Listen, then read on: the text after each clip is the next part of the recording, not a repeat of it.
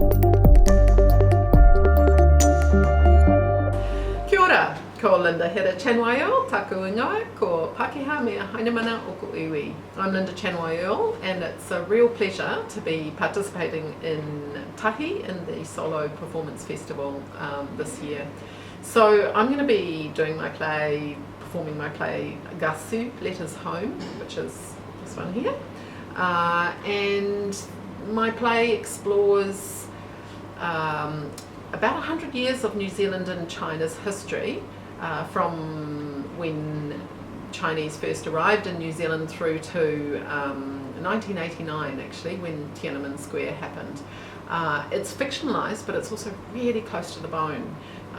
And as you can see here, the play was published by the Women's Play Press back in 1998. This is actually the third print of this play, and that's actually my mother on the cover collecting tohoros off Foxton Beach back around circa 1944 or 45, when she was a child.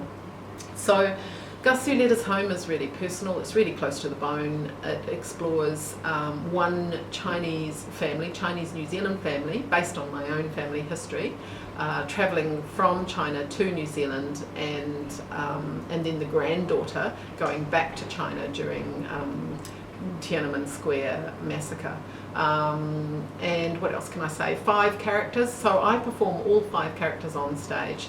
The characters are based on myself as the Eurasian granddaughter, my mother's character Abby, and my grandfather Gung Gung on the maternal side, and Pawpaw, my Chinese grandmother on the maternal side, and also the ghost of a concubine who tells a sort of mythological tale which links into themes of self-sacrifice and love and loss, but actually she's also the real mother of Jackie, the woman based on my mother. Anyway, if it sounds really complicated, it's not. So Ka Shue Letters Home had a long history for me. I first performed it here at Circa Theatre back in 1996, so that's 24 years ago now. And I have to say my opening night was absolutely terrifying because I was a very green actor. I was still writing and editing the play with a very green director and hadn't locked down all the words. So opening night I got terrible stage fright and I completely forgot all of my lines, but I'm not going to do that at the TAHI Festival, no. Anyway, subsequently I worked on it, and so Ka Shue had many performances. It ended up touring to the Christchurch Arts Festival, to Auckland. It was redirected for touring by Jim Moriarty, and I ended up taking it to Ireland and to Hawaii, and it has been published all over the place. It's been published in Hawaii and in Canada and in Australia. So in terms of writing, the process of writing, I started off by sitting down with my mother and asking her to tell me her stories, tell me about her childhood growing up in New Zealand.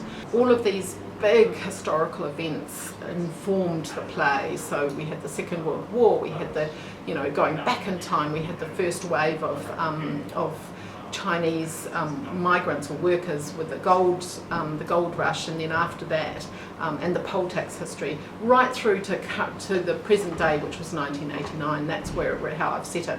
So for me, it was sitting down with my mother, talking to her, listening to her, and then going out into the community and interviewing people like wonderful Auntie Esther Fung, who is one of our queer, if you like, within the community. She is she's absolutely precious. She helped bring about the poll tax apology with the Labour government in 2002, which really finally acknowledged New Zealand's mistreatment, maltreatment, and there's enormous issues over the poll tax history.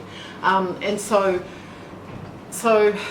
it was trying to, I fictionalised it because it is close to the bone, but I also wanted to be able to be as truthful as possible and not sanitise our history, which ended up offending some people early on when I first premiered it in 1996. I think some more conservative members of the Chinese community at the time felt that I was ripping off the lid on a history that should be silenced. This poll tax history, we shouldn't be asking for money and things like that, and better to shove things under the carpet. So this, yeah, and also the whole history around the women and children, the 2,500 women and children, Chinese people who were refugees, and the wives and children of the men already working and living here, having to also pay the poll tax, and really looking at racism as well, so those experiences. And then the granddaughter being chucked into, going back to discover her roots in China and becoming embroiled in the Tiananmen Square protests, completely naively and over her head. And so reflecting all of these, the letters home is that she's writing back to her mother and her mother's writing to her. So the process of writing, yep, lots of editing, lots of, 1996 it premiered, and it wasn't until 1998 that I finally published it, and it had been through many rewrites by that stage, and then again, fine-tuning it always. I have to acknowledge the very first director, James Littlewood, and John Parker, who had designed the set. It was a really beautiful production, but I was a very green actor, so there was a big steep learning curve there.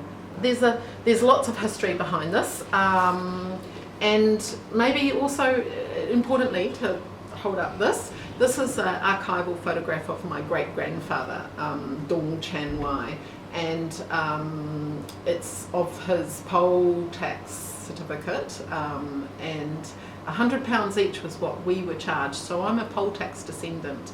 And Ka Shue Letters Home is the first play in New Zealand to explore New Zealand Chinese history and the poll tax history.